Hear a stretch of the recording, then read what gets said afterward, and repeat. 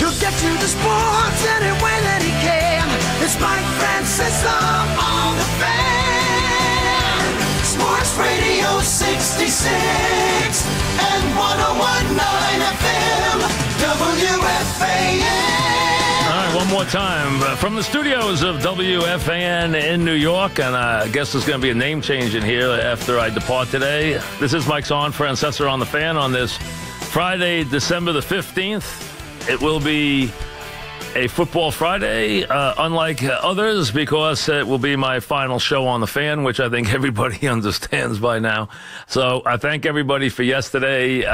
Everyone who came down to the Paley Center, to my guys here who did a great job. And I saw a couple of things that, people send me different stuff. A couple of people saying that I really acted well since I knew every guest that I had put the list together. I was not aware of anybody on that list except I did know Imus was calling, but I had to do his show to reciprocate. I figured Dog would be calling, so that didn't surprise me. And I did know about LT because LT actually had one of his people text me because he didn't have the control room number. So I did know LT was trying to call late in the show, and then I didn't think he was going to call, so because it had gotten late. But he had texted me looking for the control room number. So other than LT, and I could have figured on some of them, okay? There were some ones that I knew would be there, like Jim Nance or Susan Wallman, but a lot of them, some of them absolutely shocked me, and I have to admit, and these guys did a great job jamming into a show where you still got to get in 18 minutes of commercials an hour. Getting 85 guests into the show is not easy. And we got 80, according to the count that Chernoff kept, 85 guests into the show yesterday, which is a lot. And I thank everybody who took the time to do it. And some people who I had not talked to in years. Really, and some who I didn't even know were talking to me anymore, like Dick Ebersol, who hadn't talked to me in years because he was angry about something I said on the air. He and I used to be close, but I hadn't spoken to him in years. So now, and also he's been traveling a lot too, but it was nice to hear from him and a bunch of different folks. It really was a great show. Really was. Now, today will be different in that today it's your chance. For those of you call, for those of you listen, okay, this will be our last day together, and late in the show I will address things to you. But for those who actually do call or wish to call today for the first time, you're going to get a chance because nobody's on today except the callers. That's it. There's no guests. We've taken everybody out of the show today. We will do some updates with Mink when we get them in, but it's about you folks today. And then the last 20 minutes or so, I'll just kind of, reminisce a little bit and, figure out a way to say goodbye after 30 years, which obviously not an easy thing to do in any way. So it's been a wild couple of weeks. The reaction's been overwhelming. The fans have been great. And I understand, listen, somebody say, oh, somebody wrote something nasty about you. Well, listen, a couple places I expected, if you can figure that out.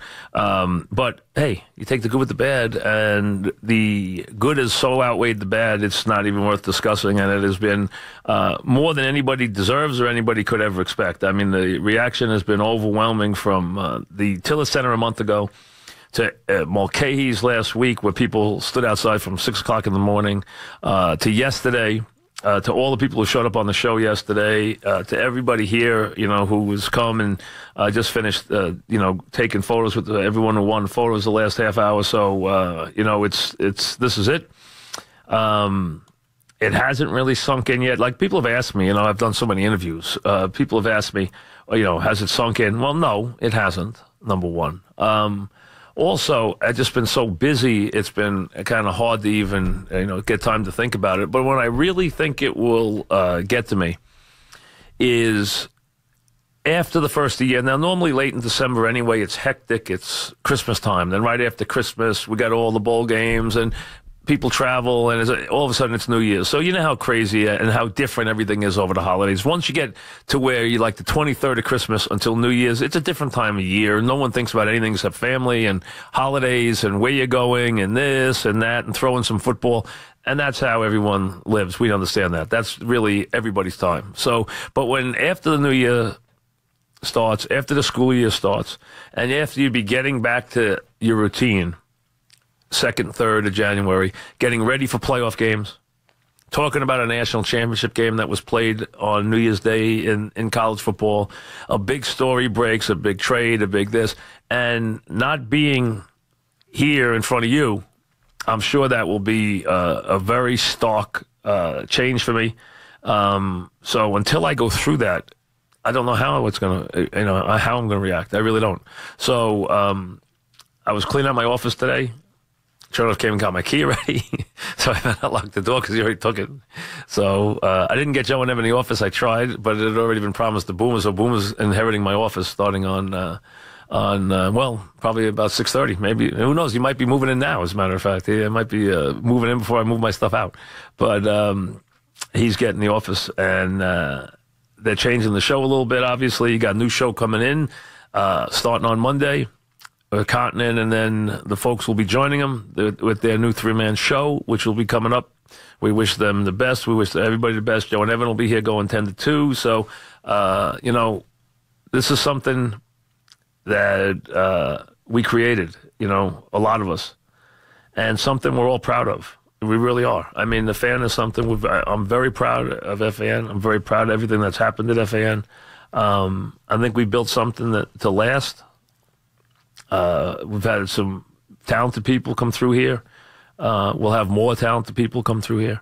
And, I think the fan is built to be here for a long, long time. So, it will endure and it will thrive just like it always has. It'll be a little different. It'll be different for you, different for me. But that's the way things happen. 30 years of this has been a blessing. It's been a gift. It's more than anybody could have ever hoped for. I've had the best job in the world. I wouldn't want any other job. I didn't want any other job. I've had the best job. I've never even considered a job change. I've never considered, before leaving here, never considered once ever changing my job in 30 years. Never even thought about it. There wasn't a job I wanted. It wasn't a job I coveted. There wasn't any job I even was looking forward to except my next day here. I loved having this job, and it was the right job for me. I was handsomely rewarded. I was successful at it. It was the job I wanted. It's always competitive. You have to perform. That's part of it. I love that part. I've always loved that part. I love the competition. I like finishing first. I mean, that's what I believe in.